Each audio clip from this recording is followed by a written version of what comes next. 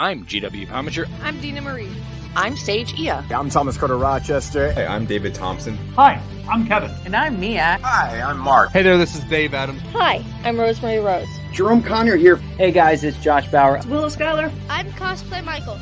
I'm Alva. It's your boy Country. I'm Ryan Permison. And I'd like to ask you guys, please subscribe. Please subscribe. Please subscribe. Please subscribe. Please subscribe. Please subscribe. Please subscribe.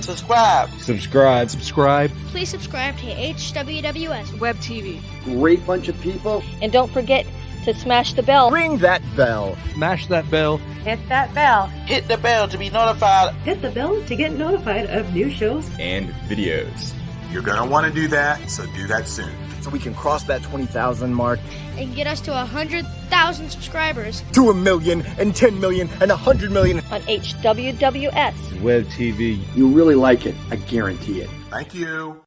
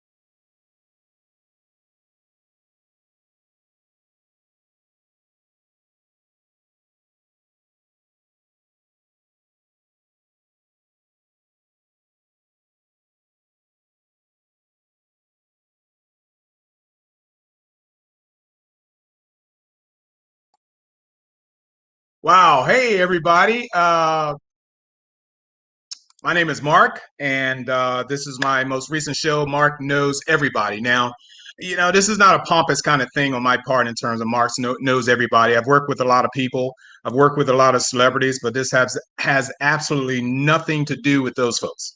This has everything to do with my friends. People who are on my friends list, in Facebook, people I've met in person, and further investigation tells me or has told me that these are some incredibly talented people who deserve a spotlight of their own.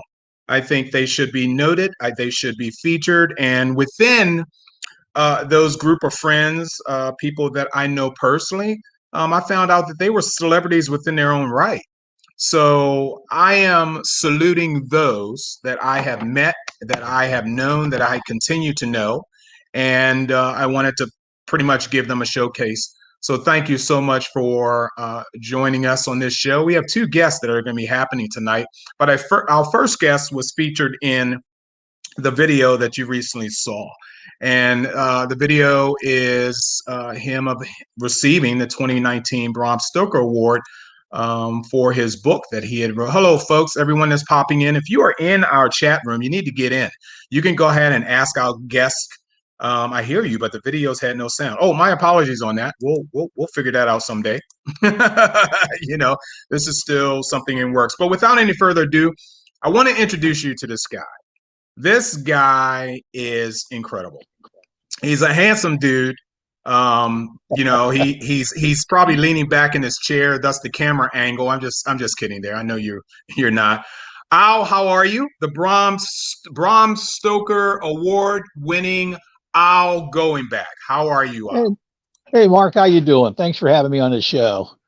Looking at all the people watching, I see, you got all my tens of fans out there. Fantastic. Yeah. I'm just waiting for some names you may recognize pop up. I would have to put my glasses on. I can't see it without glasses. Yeah, oh, that's okay. I'll read to you since you know your books have pretty much astounded people, and they're just so fantastic to the fact that you can win awards on them. I should be kneeling in your favor. Oh, look at that. I can see you now, Mark. Fantastic. Oh, you can. You can. Yeah, oh, wait a minute. Now I can see you. Look at that. Hey, you know what? Just forewarning for everyone, okay? This is a non-rated broadcast, so any rating whatsoever can appear. If you have children that are watching this right now and they are grown enough to know what bad words are, you know, leave them on. But in the meantime, I'm assuming you know this guy. Yes. Or this gal. I missed the first post. The gal. Yeah, no, look at this guy. Yeah, look at that. Some good people right there. I spoke with him many times. Yeah, this has got to be Garrett. Okay, this is definitely got to be Garrett Palmacher who put that up. And then we go back to Sage. Gorgeous young lady. What a hunk of burning love. Al, you are incredible, my friend. I am very, very happy to know you. I'm very happy to have met you. It was at a convention that we met, and this was pre-corona, I do believe. And what was that con, if you remember, because I don't. Phantasm Orlando. Aha, that was back October, right before everything shut down. That was like when everybody was still having conventions and having good times. Yeah. And I had the pleasure of meeting you for the first time. I was so happy to meet you for the first time. You're an incredible person. I'm sure you've been through a number of interviews, but like I had forewarned you before we went live, I try to ask the unconventional questions because the conventional ones get so boring and everyone asks them all the time. And I put something on my Facebook page, like if you know, Caesar was being interviewed, his question he'd probably get would be, hey, so what's it like hanging out with Cleopatra? You know, it's like, you know, come on, next, you know, so. Yeah, that's what I would ask that question. Yeah, well, I'll try to ask you unconventional. Well, here's one unconventional one right now. Do you ever write in your underwear? Not underwear. I do shorts. I'm one of these paranoid guys. I always see the videos on the news of the guys running out of the burning buildings in their underwear. I never want to be that guy. So even when I sleep, I wear a pair of shorts because I don't want to be that guy naked on the news, on the 11 o'clock news, watch my house burn. So no, never mind. That's good to hear. My mother has always raised me to always wear clean underwear because if I get into an accident, you know, that would be a little bit embarrassing. And some joke went around where if my mother went up to the officer or EMT and said, oh my God, I hope he's okay. He's okay. Was he wearing clean underwear? Yes, ma'am. We found it in the glove compartment. You know, something like that. So I don't get it. But anyway. 2016 you guys first met. That's great. You got obviously a audience who's watching this. Let's get on with these books. How in fact did you achieve the Bram Stoker Award for, let's see, which book for this one? For that one, I don't have a clue. I mean, I wrote a book. I wanted to do, kind of a traditional story with shape-shifting animals and talking. It's kind of like the stories I was raised with. And I wanted to set it here in Orlando and set it in the Sky World, where all the animals and people came from, which is part of the Cherokee creation myths. And it just kind of took off. I fell in love with the minor characters. I've got talking mice. I've got shape-shifting coyotes. Part of it set down at Greenwood Cemetery in Orlando, and I just had a blast with it. I don't know how it won the Bram Stoker Award because I was up against some super heavy hitters. So I was absolutely shocked when it won. But of course, now after it won, they shut the entire country down, the entire world down with COVID. So I guess I'm to blame. I got to find a volcano and throw the trophy in, and we'll get back to normal. Yeah, I figure even after Garrett's comment right here, obviously this thing that you created shape-shifted into this bug that we're all supposedly trying to ward off. So I thank you. We went from reading your horror to actually experiencing true horror. And I guess we have to either thank you or stab you in the heart, one or the other, for what it is you have done to us that we are not a fan of. So tell us a little bit about this book, Coyote Rage. If I can, I'd like to indulge you a little bit on what I know about this book. And it's the fact that if you have shape shifters, okay, is it any reason why they would not shape shift into something more horrible than, let's say, a coyote? I do have several different types of shapeshifters. In the first, there's going to be a continuing story to this, but in Coyote Rage itself, I have a coyote, I have a raven, I think I have a wolf, a fox, and a rat. Basically, because I came across a passage in an old part of folklore years ago, and it told about when the animals shapeshift, like the skinwalkers, that they peeled their skin off and turned it inside out and put it back on. I said, not only was that incredibly visual, I said, that's going to be painful as all get out. I wanted That's what I was thinking. I wanted to incorporate that. Now the story is it takes place with the animals in Galanlati, which is the sky world. There's a great council, meets once every 7 years. A representative of every member of every race is there. You have the humans, you have little people, you have the giants, you have all the animals. They sit around this great council and they talk. They have this meeting once every 7 years. Well, Coyote doesn't like what man's done to the animals in this world. He wants to get rid of mankind. The Coyote devises a plan to kill the human representative who sits at the Great Council. If they kill the human representative, then the animals will once again gain power in this world and rule. And mankind won't be the leaders. It won't be the dominant force. So it's basically Coyote and his followers and other animals are siding with him, trying to kill off the human race. But at the same time, there's animals who appreciate mankind. I mean, like Raven's helping them out because Raven appreciates, because during the winter when they're harder for food, people leave seed out for the birds. They help them from starving. So Raven's kind of loyal to the people. So you got this big division. Who's on the board to judge this? Who's on the Bram Stoker writers board who determines these awards and the value that it got from your books? It's the voting members of the Horror Writers Association, basically my peers. The books go through a stage where they gather recommendations. And the ones who receive the most recs, the top ones, are put on the preliminary ballot where they go through a series of voting. Then the top 4 from the preliminary ballot is put on the final ballot and everybody votes for them again. So it's the peers. Everybody who's an active member of the Horror Writers Association gets to vote for it. So Josh Malin, yeah, Stephen King's a member. He can vote. I don't know if he bothers, but people like that. A lot of everybody, the top writers in horror, are voting for the awards. Right. Have you gotten any personal accolades from the people on the board? Well, there wasn't a board as such. Like I said, it was the entire membership. Yeah, but a lot of them. I'm sorry. My apologies from the membership. Has anybody contacted you and patted you on the back on how well this book was? Quite a few. They said I've had a lot of longtime readers say they think it's the best book I've ever done, and I've won the Bram Stoker Award for my first novel, Crota. And at the same time, I just won for Coyote Rage. I also was given the Lifetime Achievement Award from the Horror Writers Association. So I got 2 awards at the same time, which is really what caused the world to collapse.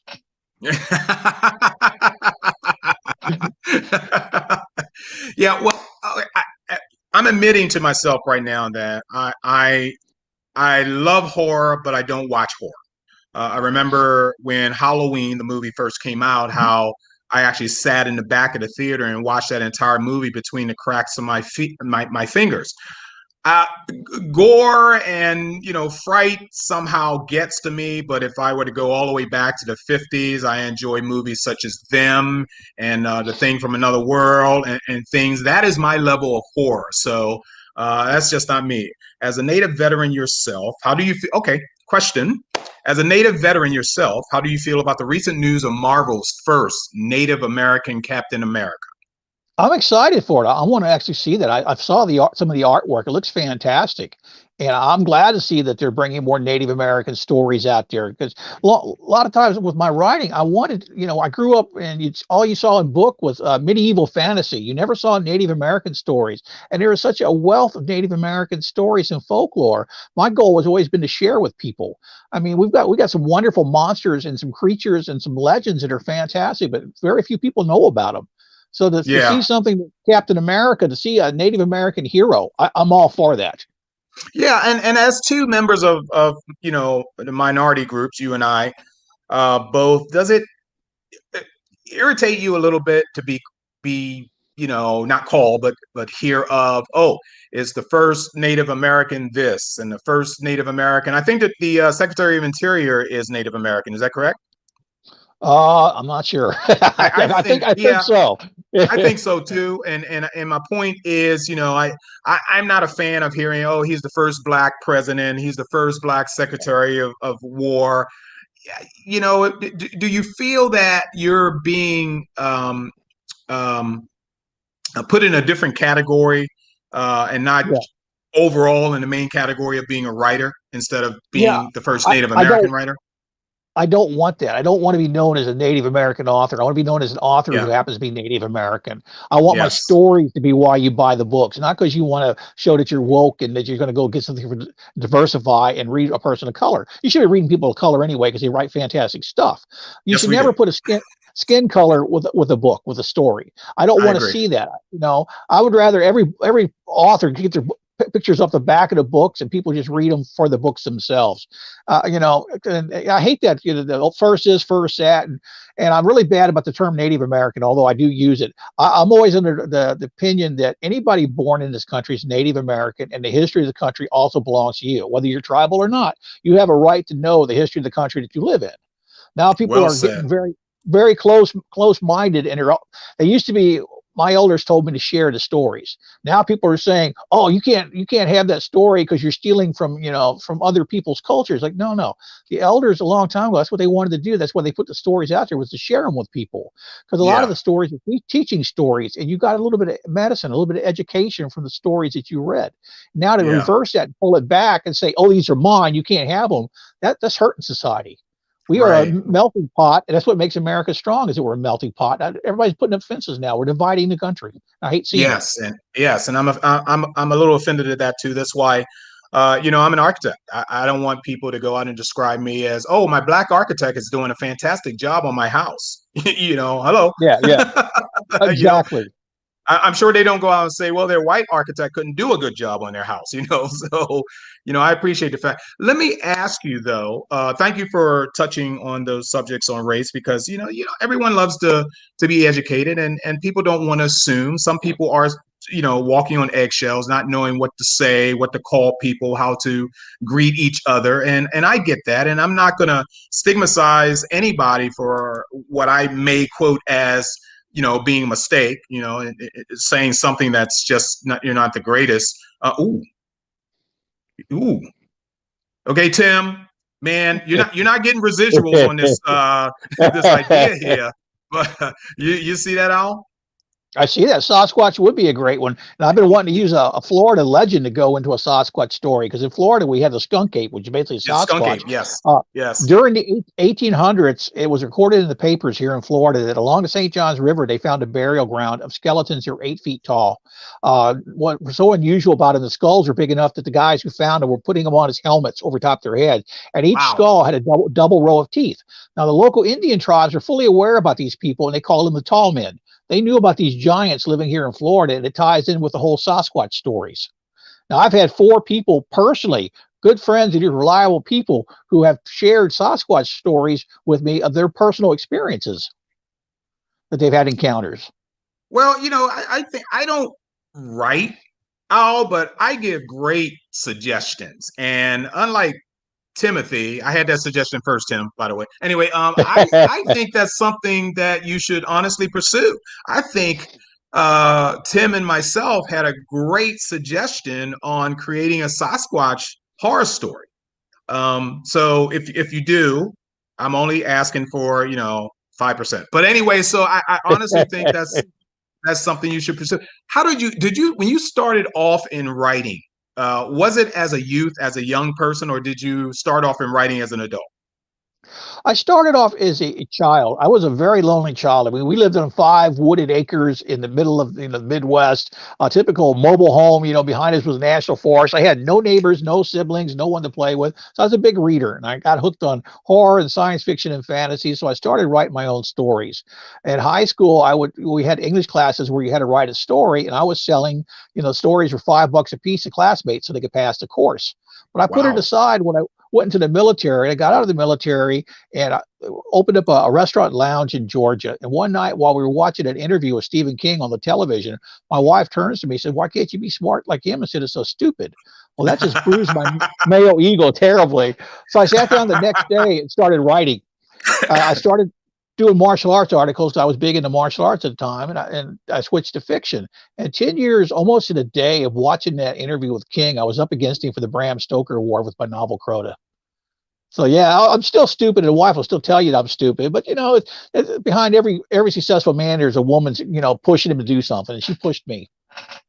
Is there any specific creature that you like to focus on all the time? Honestly, not having read all of your novels, so I couldn't answer that myself. So is there any specific? We already know coyotes are involved. Is there any specific creature?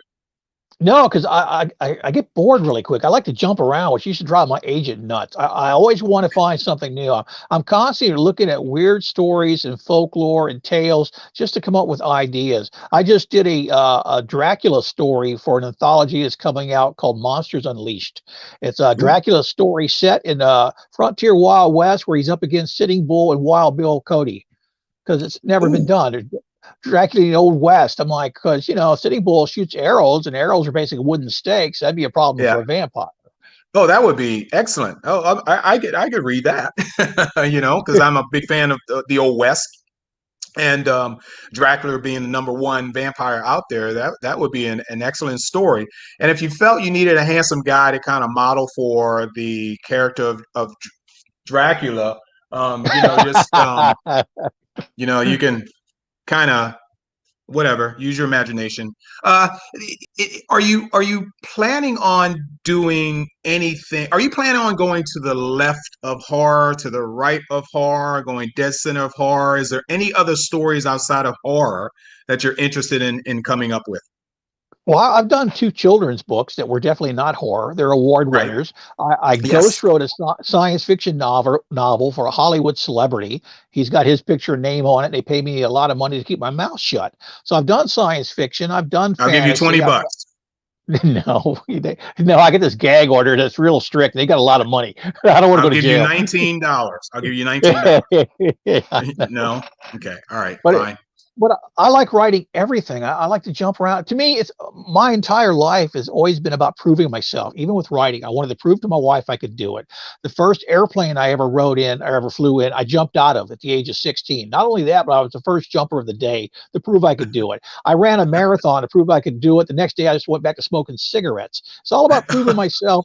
I've got my open water diver license, haven't been diving since. I'm really good about accomplishing something and then looking around saying, okay, what's next? I've done that. I've done comic books. I've done children's stories. I'm always looking for the next thing that I haven't tried just to test myself. But you also sound like you only do things once.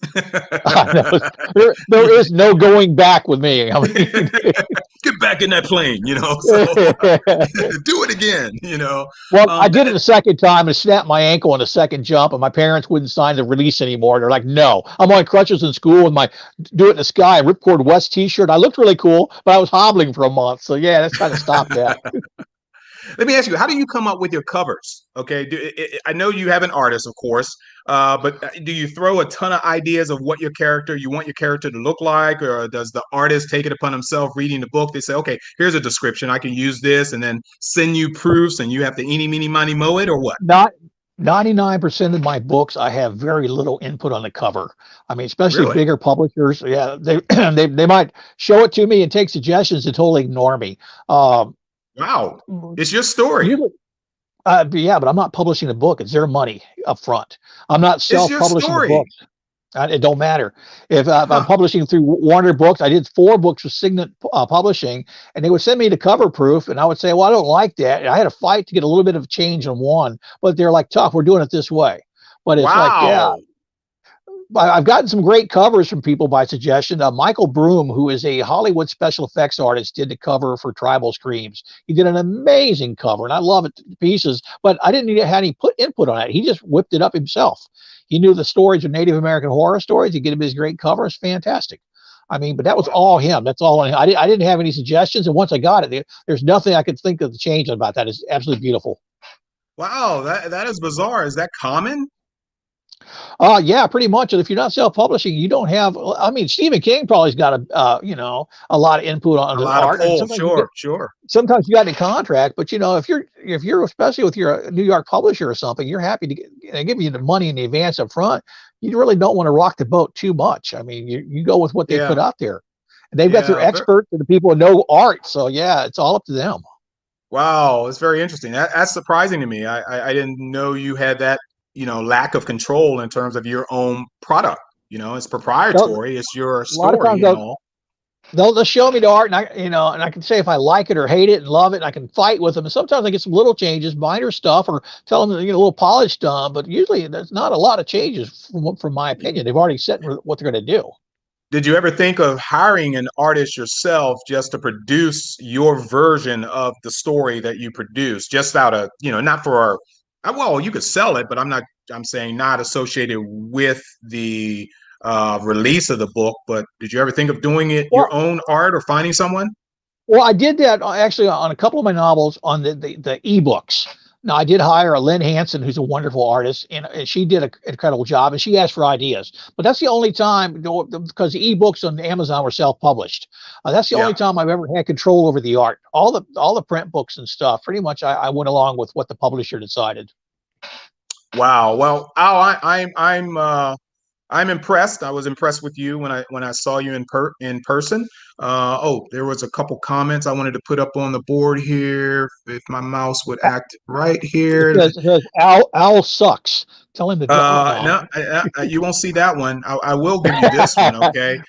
Timothy, who obviously think it was 100% his idea, is only asking for 1.37%, which is not coming out of my share. So, drop dead, Tim.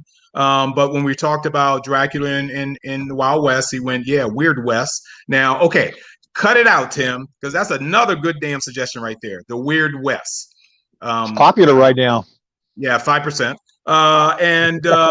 Here, Vampires in the Old West is brilliant, especially given that Stoker himself used Dracula as a metaphor for colonization. Interesting. Yeah, keep that one to yourself, Garrett. Okay, so, and then, of course, he goes, ouch, no going back. Oh, my. Okay, so you got some great suggestions there, with monetary value, of course, but TM, my suggestions, anything like that. But I think probably, and to fill the audience in, I am presenting my friends to you guys. Okay, I'm presenting people that I know personally and who I think are just absolutely thrilling on their own, not just my friends, but very talented. And I do these 30-minute segments for each and every one, just so not to bore you. Twice a week looks like I'm going to be doing this. So it's going to be 2 people, 2 of my friends, twice a week. And the only reason I'm doing this many is because of the people who requested of me to be shown on this show. So, part of me wish I didn't know any of these people, but, me and my big mouth. And I think I'm stuck with bringing these people on. But pros, celebrities in their own right, award-winning people such as yourself, It's only making me look good because these are the type of people that I surround myself with, that I like to show off. And oh my God, look, do I really have to put this out? Sage has been Sage has a drinking problem, and we try not to let her on with suggestions like this anytime, because you can just see how silly that suggestion is. But I get the point. Okay. Anyway, so Dracula's fun. Wait, you gotta see the artwork that goes with that story. They sent me the rough artist sketch today, and it was absolutely amazing. I want to get a tattoo of it. It's brilliant. For what book are we talking about? For the Dracula story, I think it's called the Western one. The Western one called Blood Hunt. Ooh, so the Dracula they did, it looks like a gunfighter Dracula. It was absolutely amazing. It's like, oh, this would make a hell of a tattoo. He's not on a horse or anything. Is there horses involved? Okay. Not with him. No, he's not with a horse. Wow. But see, that would be another question, because horses would be scared of vampires naturally. So you have to bite the horse and turn it into a vampire horse, and then feed it bowls of blood when you ride into town. Oh man, if that happened, I'd have to hoof it. Sorry. That was my main joke. I'm sorry. Okay, so oh my God. Thank you for this, Garrett. What Garrett is saying, so many people you avoid. Yes, I do avoid certain people. Bonnie, hi Bonnie. Thank you so much on that. It's only the product that I have in front of me that makes me somewhat good. I subjected you to 30 minutes worth of this show. And how can people find your books? I'm assuming Amazon. Amazon. You can find used copies on eBay. I have some books in the library, so you don't have to spend money on me. I mean, don't tell them that. Stop it. Don't tell them that, for God's sakes. What's wrong? I'm your agent, okay? I want 10% now, okay? Good God. It's about getting the stories out. Writers' souls survive as long as people are reading us. I mean, that's what keeps Edgar Allan Poe floating around, you know? I mean, as long as you keep reading us, I'll never die. Don't matter if you pay for it. Yeah, when I find people like you with this unbelievable talent, all I want to do is promote. I want more people to know about you, what you do, your talent. And this is a very, very popular genre you're writing in. My God, horror is, I don't know what's wrong with people. I think they're all psychotic, but they seem to like, this kind of, Living Dead, kind of stuff and Indian myth kind of stuff, which I think is rare. I think the last Indian myth horror show that I watched was Kolchak, the Night Stalker, where they literally had some sort of Indian demon or something up that. Vampire horses. Hey there. Richard Keogh on Kolchak had an episode with Richard Keogh as an Indian, the guy who played Jaws. I remember that. Yes, big. I mean, he had the forehead and big Indian. Oh, that's fantastic. Well, Al, we're going to go ahead and cut this now. I wish we can talk to you longer, but we will. This is not the end of you. You're still my friend. I'm sure for for $19, I'm sure you'll come back. So I'm not going any higher than that. But for everybody for everybody that's watching, Al Goinback. Okay, remember that name. Spell it. Going back as in going forward. Al Goinback. You need to Google his name. You need to go on his website. You need to go on Amazon and buy. Screw the library. It's COVID infested anyway, so you might as well go ahead and have them walk to your front door. Okay. Gary, go to bed. Okay, just go to bed. Just shut up. Go to bed. Donkeys. Stop it. Oh nice. Okay, these are my other friends. These people will never appear on my show, but anyway, they're killing me here. They're killing me here. Okay, I'm done. I'm not putting any more of these comments up on the screen. Wyatt Earp and Drac Holiday. I like that. I tell you, they're drinking over there. I'm telling you, that's probably what they got. Over. Hey, Al, thank you so much for joining me, my buddy. We're always on Facebook chatting and talking. So let's do this again. Let's pick another reason to bring you back on and have your own hour-long show or something like that, where people can just flood you with intelligent questions. And we appreciate you joining me, man. You are just absolutely awesome. Thank you, Mark, for having me. I've had a blast doing this. Oh my God, I appreciate it. You joining us. Al, thank you, buddy. I'll be talking to you soon, okay? All right, man. Take care. All right, brother. Take care. All right, ladies and gentlemen. So once again, we love you, Al, going back. Oh, yes, we do. We do. We love you, Al. Yeah. That is absolutely incredible. I'm happy. This is the third episode. This is the second episode. Yes, this is the second episode. My third episode is going to be this Friday, where we'll have 2 more guests, but they're not important right now. I'm only dealing with the people. Yeah, I know you didn't say, thank God,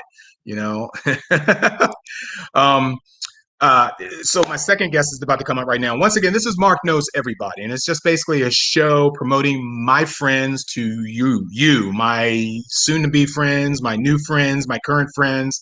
And I have like 30 odd people I need to get through within the next, I can't get them through them by the end of this month. So, but it's a lot of people that you're going to meet that I happen to enjoy, that I like. And I always surround myself with people of quality. That's really important to me.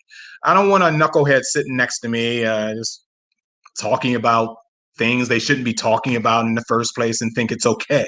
No, I really mold my friends and kind of appreciate them being around me and me being around them, because they're fun, they're funny, they're talented, they're attractive. And speaking of attractive, I'm going to go ahead and bring up my next guest. Now, I have a strong affection for teachers. Okay. And my affection borders on they are taking care of somebody else's child. They are literally part of the growing process of these little monsters.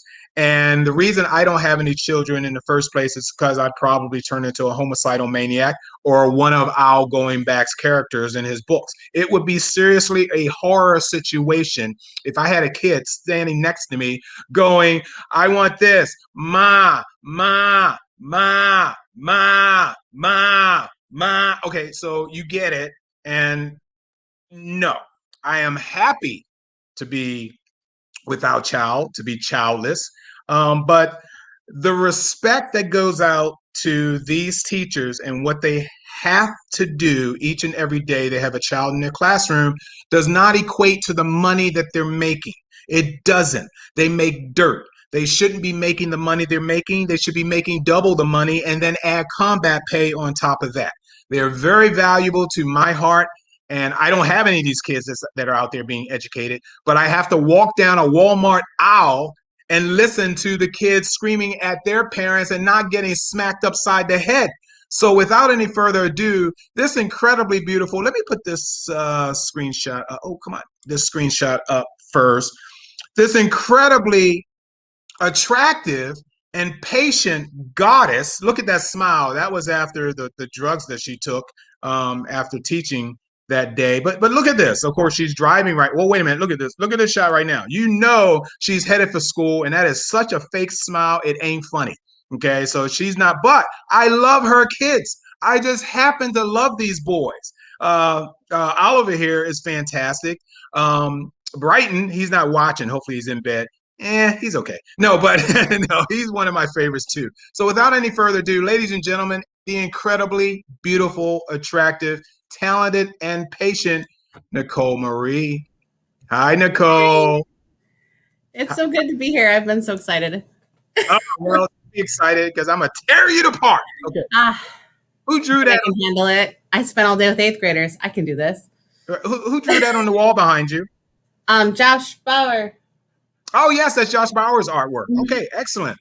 Yep. How are you, dear? Pretty good. I have a ton of questions for you, so get ready. I'm sorry. Go ahead. I'm ready. Yeah. Okay. So ready for the questions.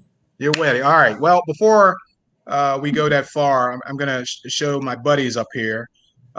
This boy is just awesome, but he won't get a damn haircut. Okay, so you can send him over to Uncle Mark. I'll take care of him. Okay, I'll strap him down first. Okay, and then I'll take. I don't know if I'm going to use scissors or if I'm going to use my electric clippers that I use for my face. But we'll do something. And my buddy boy here, he's surprisingly strong. Yeah, but your son is topless. What kind of parent are you? Okay, I don't get it. They don't wear clothes. I thought it was a boy thing. I don't know. Well, oh my God, everybody is saying combat pay. Yes, you need combat pay. Absolutely. Yeah. I'm sorry. What were we saying? I don't know. I made the comment combat pay because sometimes I feel like it's a war zone, but. Well, I'm going to go ahead and read this bio. You are a teacher, comic enthusiast, mother, speaker, and co-host of Reels and Heels, which is shown on Saturday, usually around 2 o'clock, 2:15 is when you guys are showing that. You have your own show with your partner, Brian, and you guys have incredible guests. You focus a heck of a lot on wrestling. I don't get that. But anyway, so you obviously have your own way of interviewing people, asking the questions of people. But it's my turn, and I see Olive. No, who is that? That's Brighton's head. That's right? Brighton. Yeah. Hey, buddy boy, how you doing? All right. Let me ask you this because my question is going to be blunt and sharp. Okay. Do you like children? Okay. Hesitation will answer your question for you, so don't hesitate. Do you like children?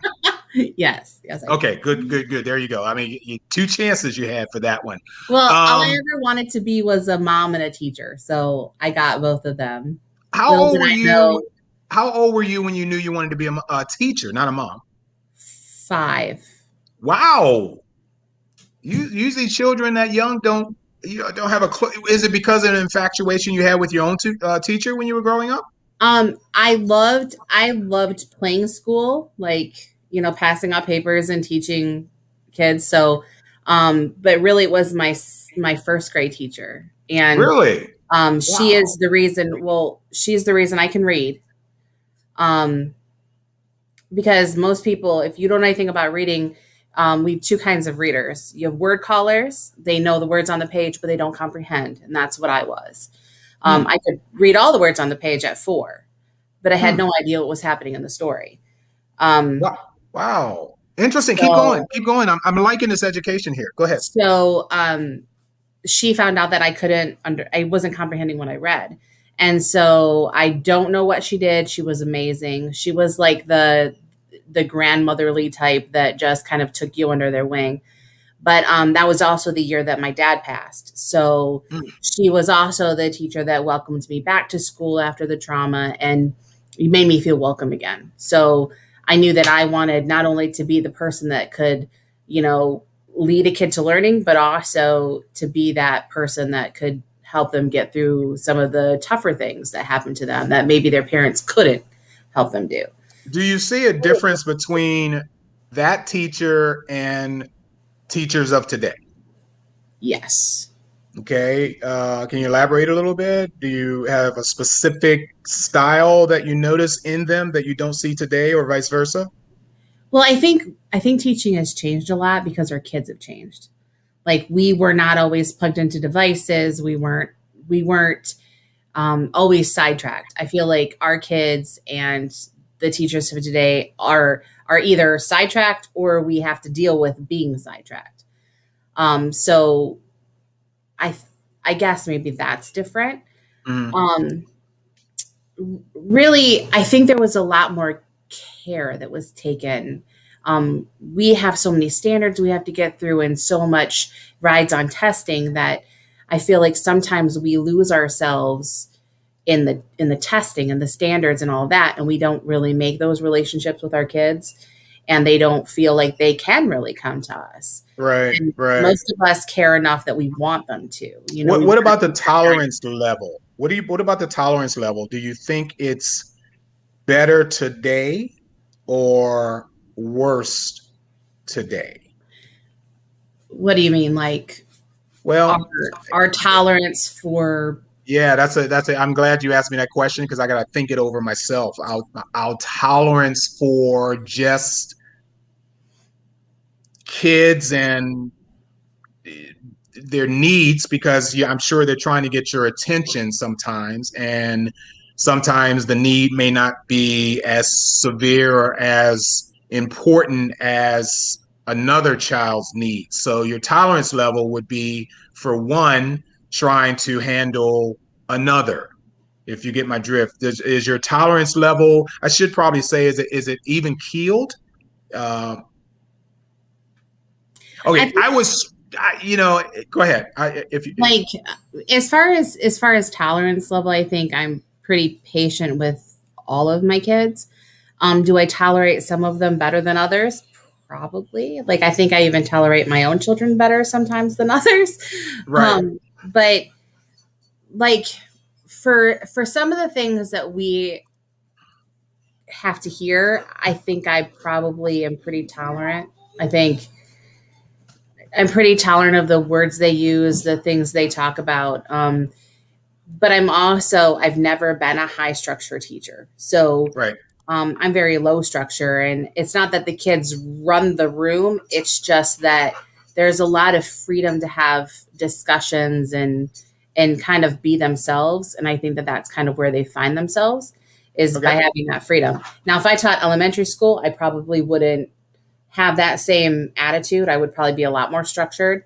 But I teach middle school, so my kids, they understand a little bit more quickly what is and is not appropriate.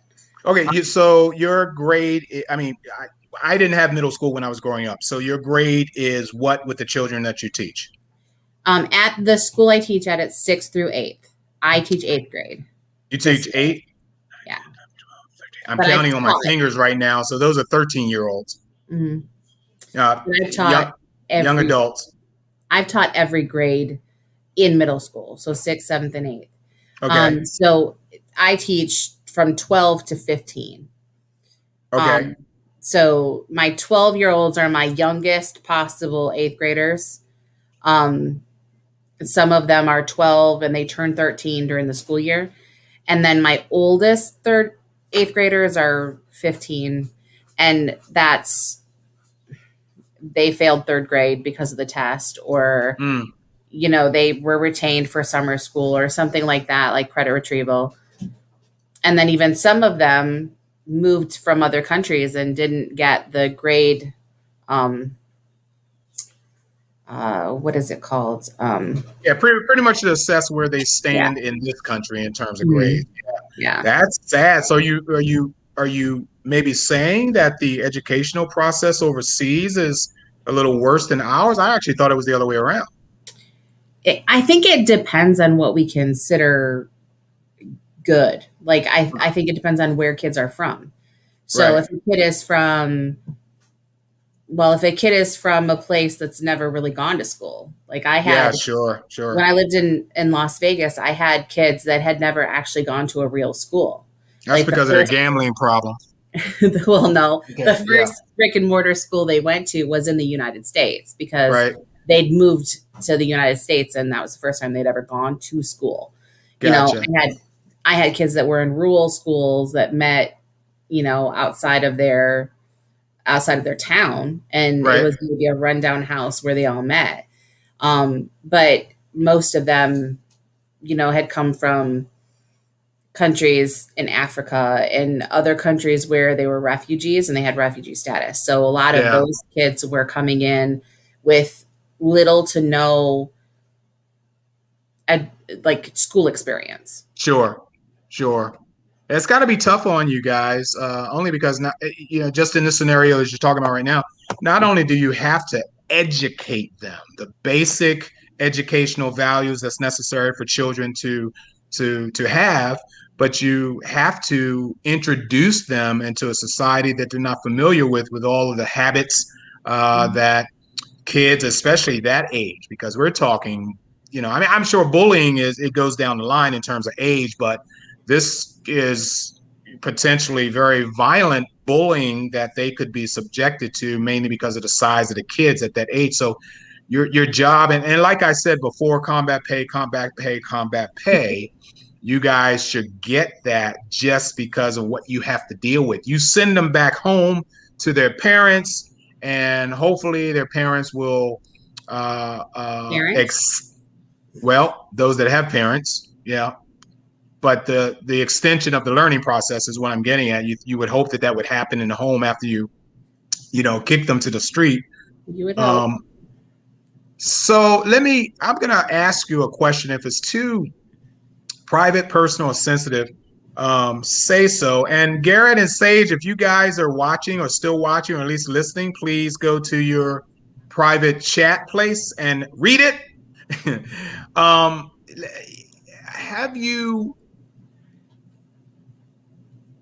Have you ever felt that, well, I'll break it up. Have you ever felt that you were in a dangerous place?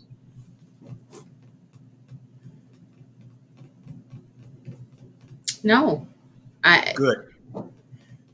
I mean, the scaredest, I guess I was too stupid to know I was scared. Like, growing up, I mean, I grew up in a pretty white neighborhood.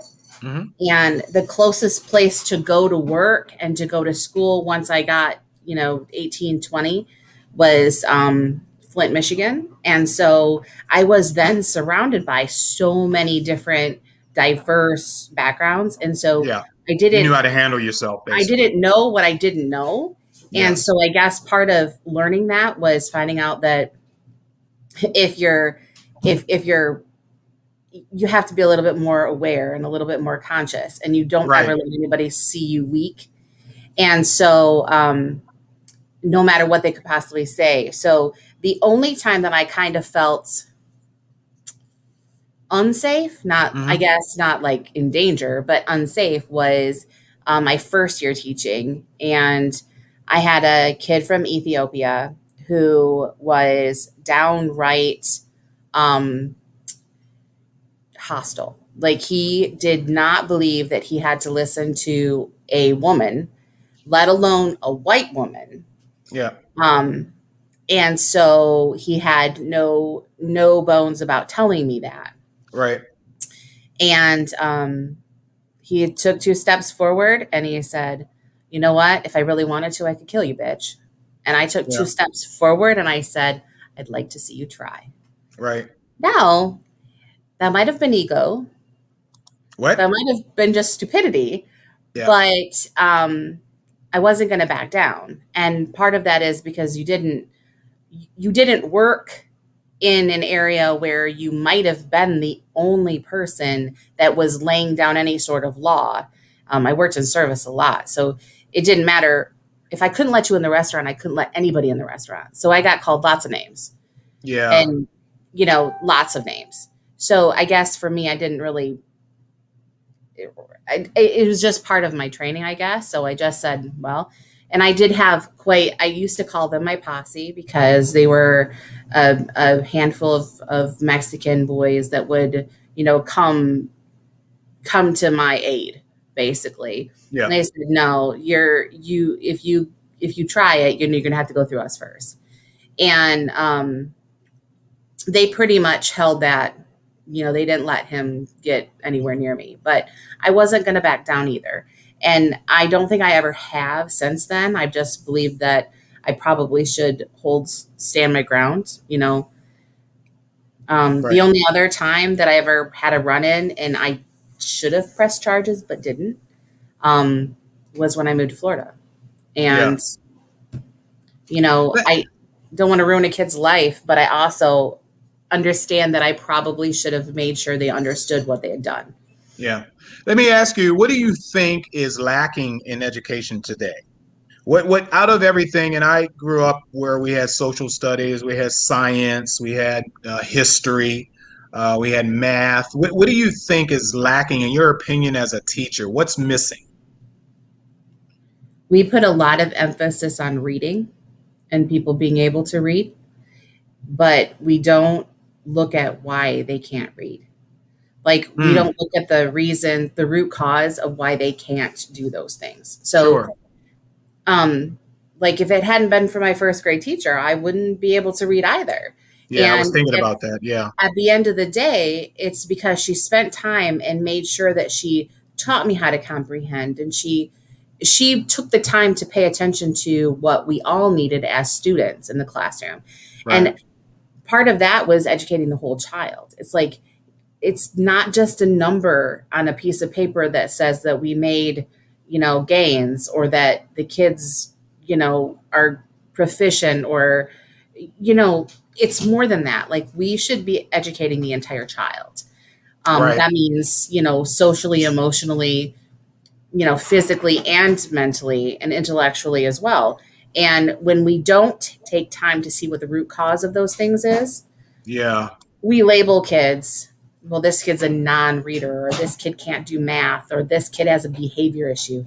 And instead of seeing what the root cause is and how to fix it, a lot of times by the time they get to me, they've been written off, and there isn't much I can do in a year to help them to where they need to be. Yeah. If you were asked by the school board of any state, hold on, I want to put up this point here that Bonnie's making. She said, teaching my children how to read was probably the hardest thing I've ever done. So yes, I agree with you on that. And Bonnie, I can't remember if the kids were homeschooled or not. Because what Nicole was basically saying was they themselves, who are training the children to read, which is their job, finding someone like Nicole yourself at that age where you knew, or your teacher knew, you had a comprehension problem. I don't know if the teachers themselves are tasked with discovering that. You sound as if that's not the case. I feel like we don't have time to learn how to do that. We don't have enough time with our students to actually do it either. Got it. And it has to happen in K2. I think it has to happen in those earliest grades. K2, but yes. That also, huh? K2 is 7-year-olds? No, Kinder to second. Got it. Okay. So do you think that you as a teacher are invoking a sense of accomplishment with every task they're giving by you? Do you see success? Do you see sorrow in terms of failure? What's your feeling about anything that you think you may have accomplished in a child and you may not have accomplished in a child? I hope that I've instilled that, but sometimes, I see a little bit of the whole spectrum. Like, I see kids fail and I see them get upset, but I also see kids perfectly okay with being mediocre and not trying harder. And I see kids that are smart that put too much pressure on themselves to be more. Right. And so, in our country, if we just, sometimes and this is just the world according to me, but I feel like if we educated the whole child and they weren't just a test score, then we might be able to help them understand what their strengths are. And I'm not saying that they don't have to do the stuff they're not good at, but they definitely have to do the things that they're good at because it makes them better. It makes them say, those little things I'm not good at, I can find a way to do them. I have never heard of so much testing on any child until I moved down here to the state of Florida. The FCATs were out and you tested, and you're testing basically for placement.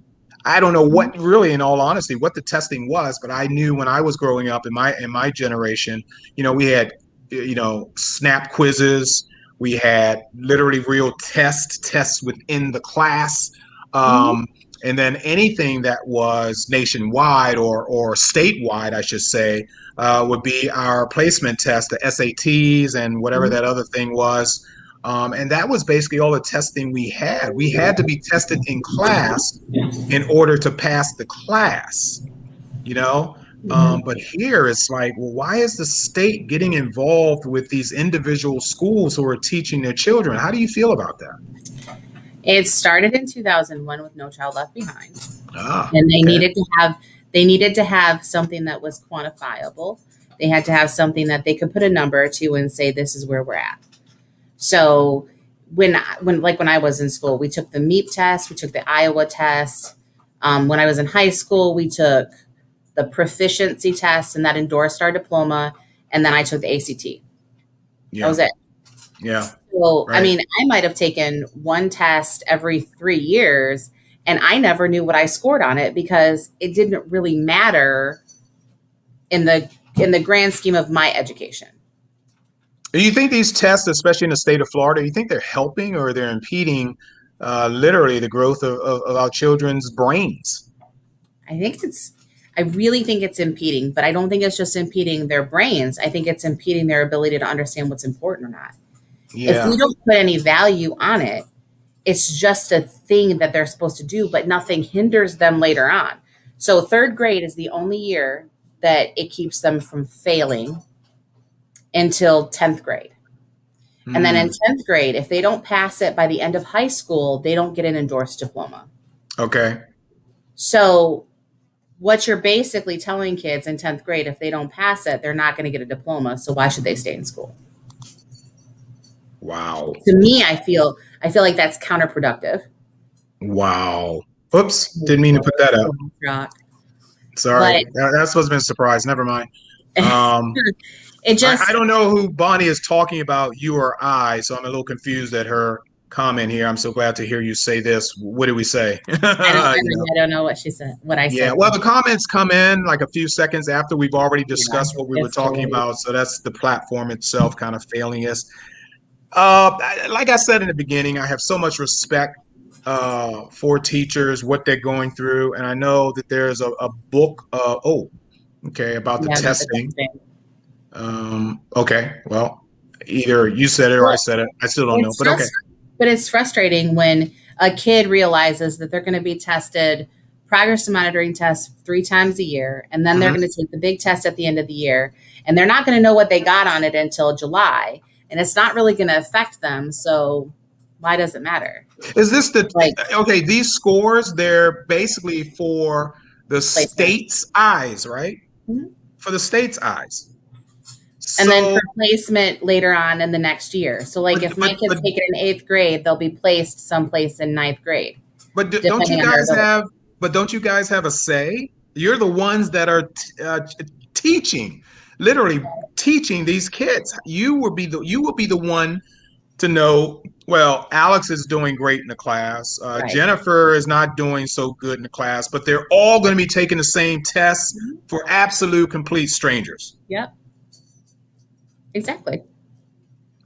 And I have no say. So if a kid comes to me in 8th grade from 7th grade and their 7th grade test says that they were average and they passed the test, so they have a regular education class, then I look at this kid and I see that they have much more potential and could use to be challenged and to be pushed a little bit so that they achieve more. My recommendation doesn't really matter, at least in what I've seen, because it doesn't move them. I had 3 gifted kids this year that had no place to go with the class that they were assigned to because they couldn't be switched to my advanced class because of the other classes they had to take. It makes me really angry, and I'm sure you guys have been angry a very long time. But to literally sit down and hear you basically profess that you have no control over, it's almost like your teaching is a waste of time because they're only going to go and take these tests that the government, literally the state government is going to judge whether they should advance or not. That's insane. Well, and the one day of testing is paramount to everything they've learned all year. So whether they get an A on my test that I created based on what I taught and based on whether they could read the material and what they get on a state test that they're timed on and that they take one day, mind you, anything could have happened that day. So they could have gotten in a fight with their mom. There could be somebody on their deathbed in their family. They could not have had something to eat. They could have, been babysitting all night and not gotten a good night's rest. All of these things could happen, but it hinges on that one day of testing is how much they know and what they're capable of. I just feel like that's unfair. No kidding. it sets our kids up for failure. And that's why so many of them are okay with just being good enough. Now, is it our state here in Florida that has this idiotic program, or is it nationwide? It's nationwide.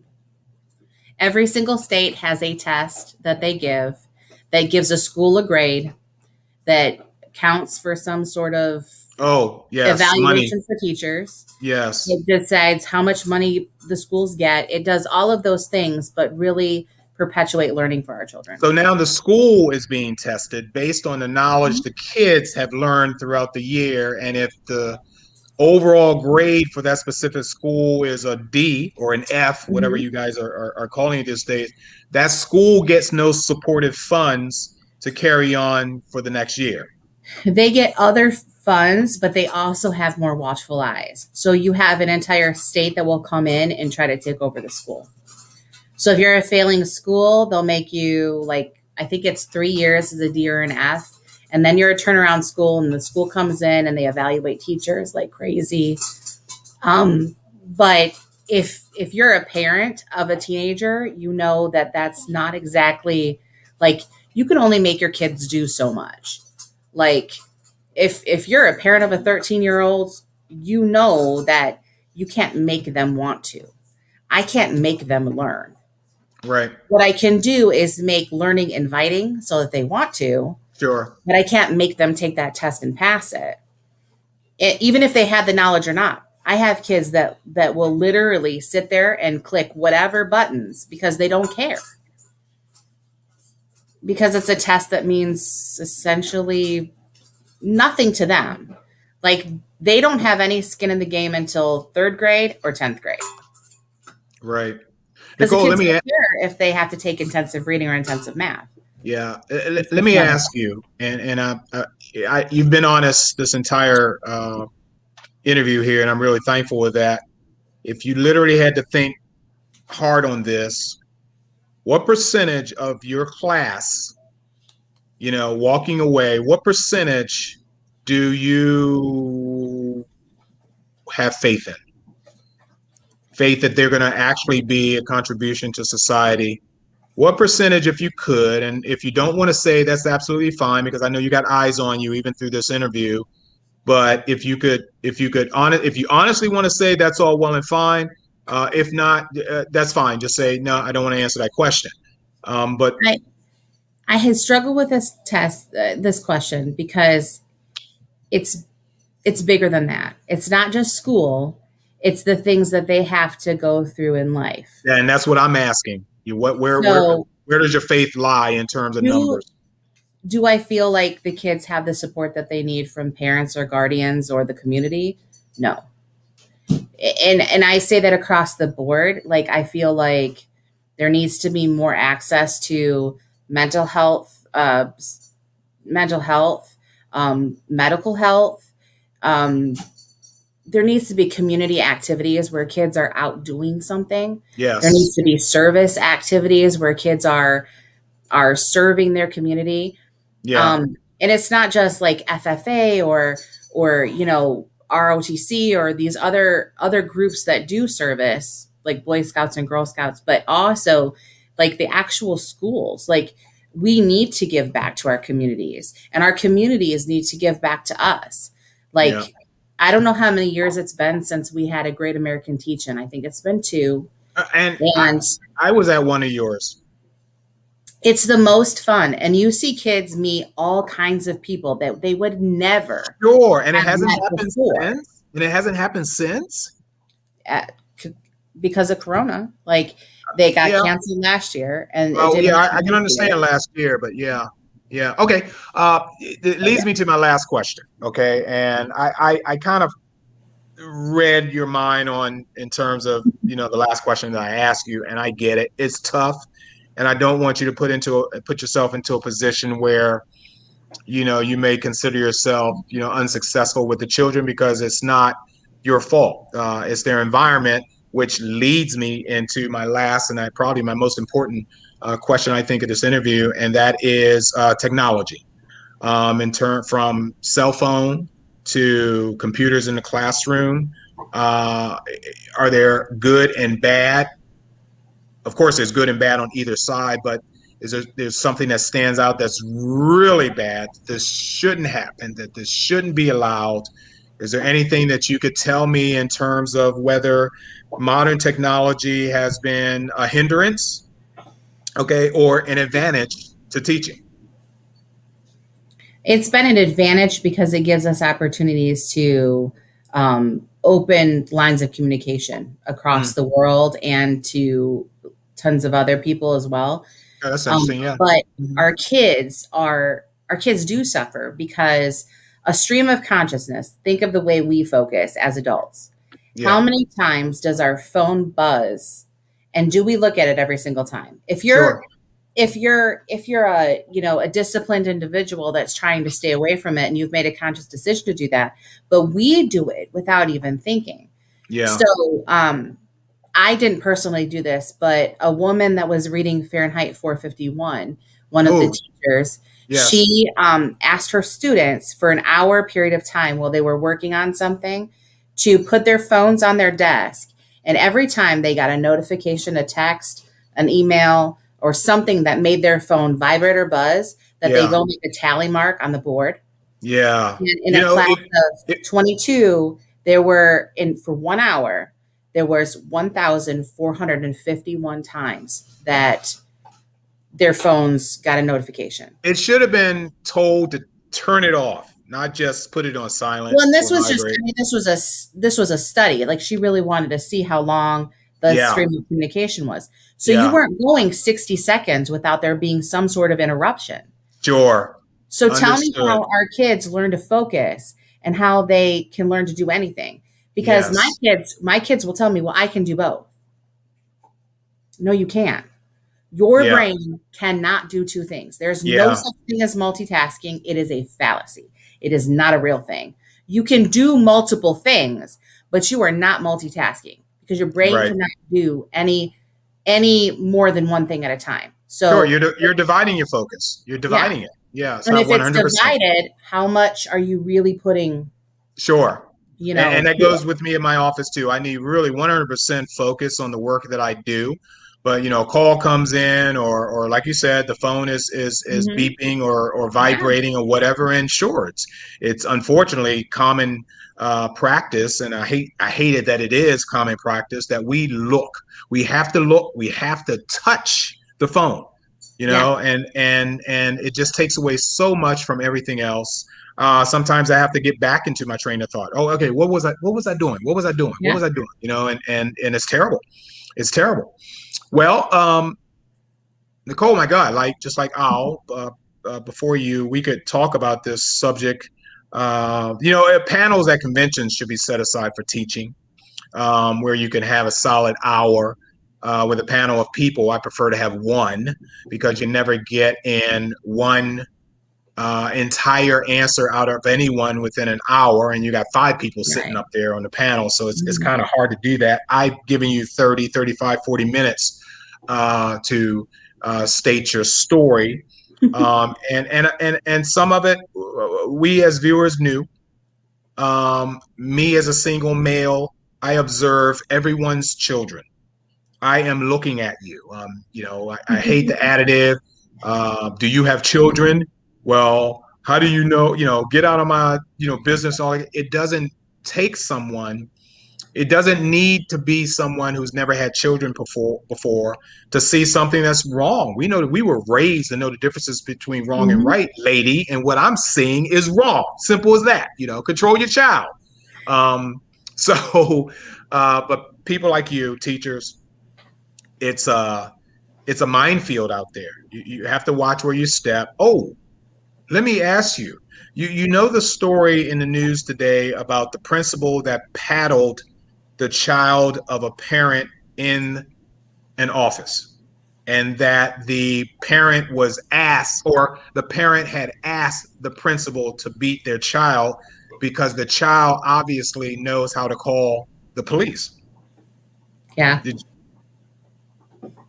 In the state of Florida, that is actually a law. You can What give part? What part? What's the law? A parent can give the school permission to paddle their child. Really? That is a law in the state of Florida. I don't know if it's a law, but it's some written thing somewhere. I don't know. Well, yeah, go ahead. More concerning, like a lot of people say that, and I don't want to put a generational thing on it, because I remember in second grade, and I'm a Gen Xer. I remember in second grade. I'm a boomer, and it would be generational for me to have this discussion. So yes, I get it. Watching this boy get paddled in the middle of my classroom and being absolutely 1000% terrified. Yep. Of ever doing something wrong again. Now he didn't care. I remember his name. I remember his face. I remember that she hit him 4 or 5 times before he even winced. Yep. So for me, it's like, corporal punishment aside, like that separately, I think in general, we've become a very permissive society. We allow our children to do way too much. Yes. And, you know, if I looked at my mom wrong, I am 40 years old. Yeah. When I was 33, I said something over the telephone to her. Mm-hmm. And I thought that she was going to come through and knock me into next week. The cab drove right up to the phone booth while you're still talking to her, and she was in the cab. I mean, she would have knocked me out. And and I think it's that good. I want to say it's a good, healthy fear, but that understanding that if I disappoint you, like at that point, it was not really getting hit. Like it was more disappointing her. Sure. I didn't want to disappoint her. I wanted her to be proud of me and the choices that I made. Yeah, and that's what it was. It was discipline, and that's the problem. The parents do not know how to discipline their children. They understand that children do hold a level of power over them because of society, because of the laws in the state, shall I say. The kids are aware of this. They know what they can do to their own parent. What cracks me up, because I would have, I got beat, when I was a child by my mom, but I knew the consequences if I decided to turn my mom in. If I wanted a car to come up and take my mom away, first thing I'm thinking about is, whoa, where's dinner? Yeah. Where are you going? Aside from the fact that my mom used to say, go ahead and call the police because they'll, probably beat you too. Like, yeah. And that's, there was a time where the cops would show up at the house, maybe the neighbor called because they heard that disturbance and thought somebody was actually getting killed in the house. And the cop would show up and my mom, would basically say, oh, no, it's, we're just disciplining our children. Oh, thank you, ma'am. Yeah. Carry on. But that's the thing. And that's why I'm saying when we send our kids home, we expect them to be parented. Yes. You can send your kid to me anyway. You're sending me the best you've got. Yeah. Hopefully. Only if you've parented them. So if you're sending me a decent human being that I can teach, that's one thing. Yes. But if you're sending me someone who can't take turns and can't be respectful and can't do all these things, like I could give you a list of a million things. Sure. I could tell you things right now that would curl your hair that I heard in my class this week. It's already curly, but go ahead. And, well, whatever. Okay. Metaphorically It'll speaking. straighten my hair. Yeah, there you go. But, like I would never say that in the presence of my mother, in the presence of an adult that could have told my mother, like I didn't want any part of that. Yeah. Yeah. So, I understand. And I try to hold my tongue as much as I can because I know that parent is raising that child, and I'm no way am I going to lecture the parent about how to raise a child. But I'm looking at what you're doing. I'm not a fan of any generation after mine anyway. And I think that we were raised incredibly, and we were all pretty. My generation were pretty people. Then the ugly people came. And, and then they turned into dinosaurs after that. I think that's around Gen X because the millennials were ugly. The Gen Xers were just horrible, Neanderthals. And, people like us, we were just absolutely beautiful and wonderful. Yes, ma'am. May I? Thank you. You're welcome. And please, but unfortunately, we also gave you guys cell phones, computers. We gave you anything technology based. We gave you Facebook. I didn't have a cell phone until I was 21 years old. Well, like my kids come to me and they'll be like, well, blah, blah, blah. And I said, none of my life is on social media. Like the only part of my life that's on social media is from like 25 on, and nobody really cares. Yeah. It's boring. yeah, it's sad, isn't it? But yeah, I get it. Okay. You were fantastic. You always been fantastic. I knew you've been fantastic. And like I said to people before, I am showcasing my friends, not celebrities. They are celebrities in my mind and my heart. But once you get to know people that I bring on twice a week, you may be interested in getting to know them even more because they are very, very talented, attractive. Look at Nicole. Nicole is so hot. I mean, look at her. She is just quite literally so sexy. She is so sexy, even and I don't know why these are always being taken in her car. I have no idea. I just think I send them to Brian before. He's like, "How was your day?" Yeah, I don't want to hear anything about your sex life. Okay, you keep that to yourself. Thank you very much. That's what we're talking about. Yeah, well, and there's Oliver back there in the knocked out in his chair, and you have a fantastic family. Along with Brian, that's a perfect shot because there you are amongst all of the chaos and mayhem that goes on with teaching. It's my classroom. You are just not paid enough. You have to take these devils and you have to turn them into angels. And even though they're faking it right now, because those are bat wings, so you know he's not an angel right now. Those are freaking bat wings. Okay, so they're terrors. And you are taking out children. Personally, I just hope that I'm dead before any of those kids grow up to take over the government. I don't want to be a part of that. But you were absolutely fantastic. And I just want to share this with you because it's something from my childhood that we all grew up with.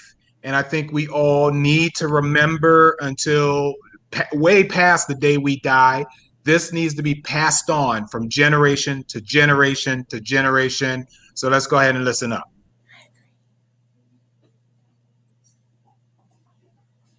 Knowledge is power. Yay. Sorry. No, sing along. Well, I don't know all the words like that. I do. I do know the words to this one, though. Because I'm the better generation. Yes. Junction, what's your function? Putting up words and phrases and clauses. And junction, how's that function? Why don't you have any sound? There's no sound? There's no sound. Why? I don't know. I need to play around with this then. Oh, wait a minute.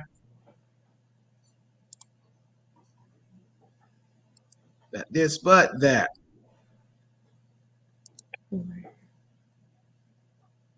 Nope, I can't hear you now. I used to teach with this. Really? Mm-hmm. Why can't this play? Email now. Or mouth it. Hey, that's nice. What? Why don't I have any volume? Oh, I shared it, but I didn't.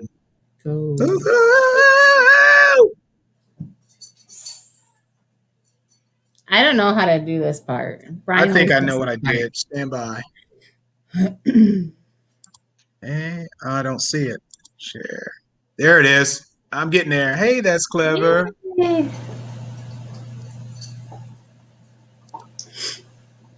Here it comes. Wait for it. Yay. Clauses and and into the fire.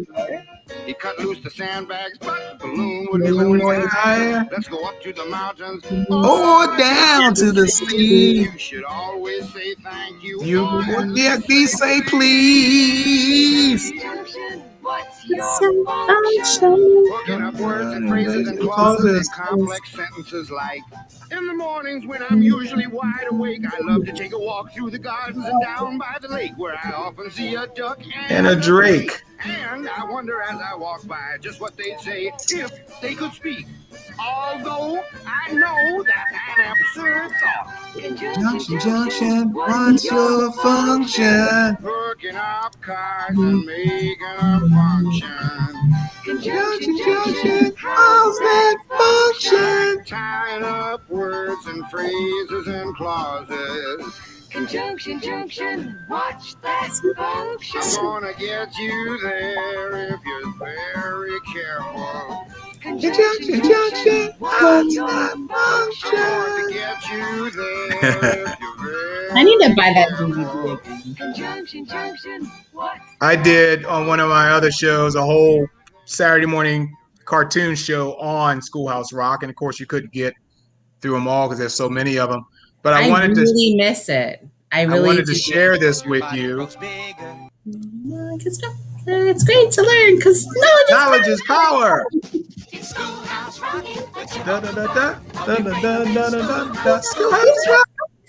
That was in honor of you and teachers.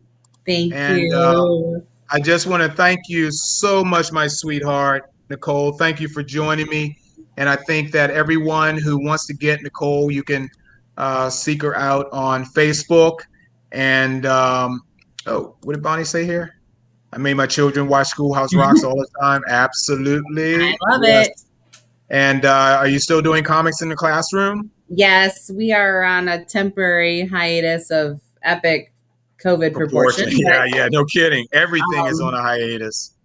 But we're still, the page is still active. It's just hasn't been touched in a while just because it's been so crazy at school and at home. Yeah. So as soon as we're back out talking about it, we'll be promoting it again. I'm working on some actual like lesson plans with some books that I pulled on Free Comic Book Day. Well, it's not really Free Comic Book Day, but I bought some graphic novels that I really am interested in and want to work with. Whoa. Hold that one up again. You teacher, you hold that one up to the, yep. Something Killing Children. Very good, Nicole. You're training. You're in training. It was a Will Eisner nominee, so right. Oh, that's the only reason. I get it. Okay. All right. Well, just let me know how that goes with you. Okay. So I'm going to work on that and see how things are going. And the textbooks are now adopting graphic novels, so they're hearing us. They're looking for ways to get kids interested in reading. So yeah, we'll just keep on pushing along. Yeah. Well, look, this has been fabulous, and we can go on forever. And there's a lot to talk about. I want you guys to understand that, you know, these are our lifeline. The teachers are, because at some point when we can no longer walk across the street by ourselves or reach the top shelf in any store aisle, we're going to be asking the little brat or the big brat, the teenage brat coming down the aisle, hey, sir, young man, can you come over here and do a favor for me? And we don't want the response to be, kiss my grits, something like that, because that would means just society as we know it is over. The teachers have failed in the classroom, and anarchy is about to break out in droves, and I'm gonna kill myself. So I hope I'm long dead before that happens. But you and I both. But that's how important you are to us, Nicole, not just as our friend, but as a teacher, because you're actually out in the trenches. You are in the trenches. Ladies and gentlemen, I hope you enjoyed this portion. We have another one on Friday night with 2 more interesting guests. You got to see that one. That's going to be another cool one. But these are my friends. I am showcasing my friends to you, and I'd like to thank everyone that joined us tonight. Thank you so much. We're going to go ahead and end our broadcast, and I will see you on Friday. So peace, love.